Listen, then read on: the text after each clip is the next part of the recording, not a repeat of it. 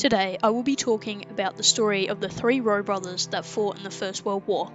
They were three of the 15 children of Mr. Henry Roe and his wife, Mrs. Catherine Roe. These children were named Harold Rees John Roe, the 8th oldest child, Hugh Hughes Roe, the 9th oldest child, and Sidney Clarence Roe, the 12th oldest child out of the 15 children. They are all some of my great uncles. The oldest of the three Roe brothers was Harold Rees John. Harold was born in his hometown of Upper Sturt on the 27th of August 1890. He attended Stirling East Primary School, and after leaving primary school he became a labourer until he enlisted for the First World War. At the time of enlistment in 1915, he was 25 years and 8 months old, 173 centimetres tall, and he weighed 62 kilograms. He also had blue eyes, dark hair, and his religion was Methodist. On April the 30th, 1915, Harold enlisted at Keswick in the AIF and was assigned to the 9th Light Horse Regiment. Hugh Hughes was the middle child of the three Roe brothers that fought in the First World War. Before enlistment, Hugh Hughes lived in Stirling. However, he was born on the 6th of December 1891 in the family house at Upper Sturt. Hugh Hughes was commonly known as Tim, and he attended Stirling East Public School for his only education. After school life, Hugh Hughes became a blacksmith before enlisting for the AIF at Oaklands on the 14th of January 1915. At the time of enlistment, Hugh Hughes was aged 24 years old. He was 178 centimetres tall, and he also weighed 61 kilograms. Hugh Hughes also had blue eyes, brown hair, and his religion was Methodist.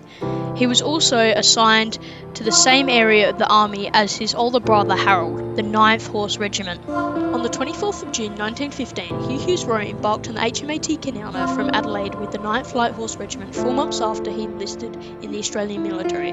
Hugh Hughes was a trooper when he first embarked, with his military number being 1042. Before enlisting for the war, Hugh Hughes had no previous military training. However, in the 4 months leading up to his departure from Adelaide, Hugh Hughes received military training for the Light Horse in Melbourne. He then returned to Adelaide when he embarked on the HMAT Kanowna on the 24th of June 1915. HMAT Kanowna sailed to Egypt from Adelaide with the soldiers and horses disembarking.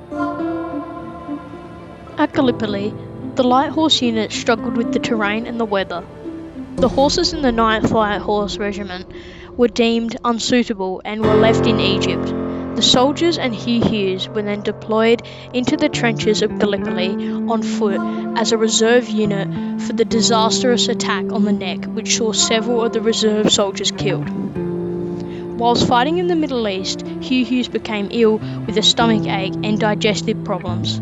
He was then assessed by the medics at the camp along the Suez Canal and was then repatriated to Australia via a medical ship leaving the Suez Canal on October the 20th, 1915. Harold Rees John Roe followed in the footsteps of his younger brother Hugh Hughes and also joined the 9th Light Horse Regiment. Similar to his brother, in the 4 months leading up to when he embarked from the Middle East, he received training in Melbourne for the Australian Light Horse Services. He returned to Adelaide 4 months after training to embark on the HMAT Star of England from Adelaide on the 21st of September 1915. The HMAT Star of England was a troop ship specifically designed to transport soldiers and horses to the Middle East. Harold spent all of his time in the military as a trooper, and his military number was 1201.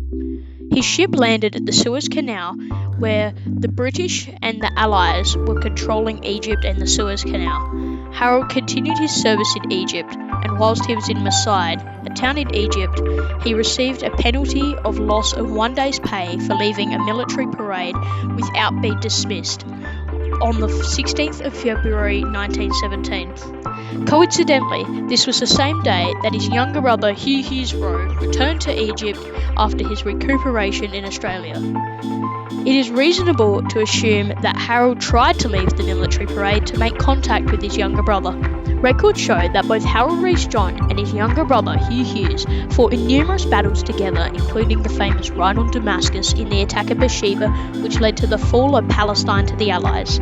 The town of Beersheba was a heavily fortified town in Israel that anchored the Turkish line. The capture of Beersheba would break the Gaza-Beersheba line and enable the British, Australian and New Zealand forces to outflank Gaza. The actual attack on Beersheba consisted of the British, New Zealanders and the Australians. The Australian Light Horse regiments that Harold and Hugh Roe participated in was a vital piece of the puzzle that helped the Allies break through the Turkish lines. They carried bayonets as the Light Horse launched a surprise attack on the Turkish, resulting in a swift Allied victory in under 1 hour. Around 800 Turkish and German soldiers and officers were taken prisoner and vital supplies were also secured. The fall of Beersheba led to the outflanking of the Gaza-Beersheba line, which led to the withdrawal of Turkish forces from Gaza and led to the capture of Palestine. During a battle in which Harold Rees John Roe was involved in, he received an injury to the head. Harold received cephalgia and resulted in him receiving headaches and led to him being discharged on the 14th of June 1918. After Harold returned home, he married and was living with his wife Daisy at Goodwood at the time of his death on January the 19th, 1959. There is no record of his children, and he was buried at the AAF Cemetery at West Terrace, Adelaide. After returning to the battlefield on the HMAT Buller after his injuries, Hugh Hughes Roe served for 2.5 additional years from January the 16th, 1917 to September the 25th, 1919. During his second stint of service for the 9th Light Horse Regiment, Hugh Hughes received a promotion to acting corporal. He returned to Australia on the HMAT Oxfordshire and was discharged from the Army on the 25th of September 1919. Back in Australia, Hugh Hughes married and became one of the original soldier settlers in the Glossop area. He and his wife Ethel had 4 children: Hugh, Murray, Catherine and Arthur. Hugh Hughes passed away from natural causes at the age of 44 on the 17th of October 1936 in Barmera Hospital. He was then buried at the Barmera Cemetery in South Australia. Sydney Clarence Roe was the youngest son of Mr. Henry Roe. Sydney was born on the 26th of August 1894 in the Roe family house at Upper Sturt and was schooled, like his brothers, at Stirling East Primary School. At the time of enlisting, Sydney lived in Stirling where he worked as a labourer. He was 178 centimetres tall, 62.1 kilograms, and he had green eyes. Like his brothers, Sydney was also a Methodist. His enlistment records show that his hair was starting to go grey, which was a family trait.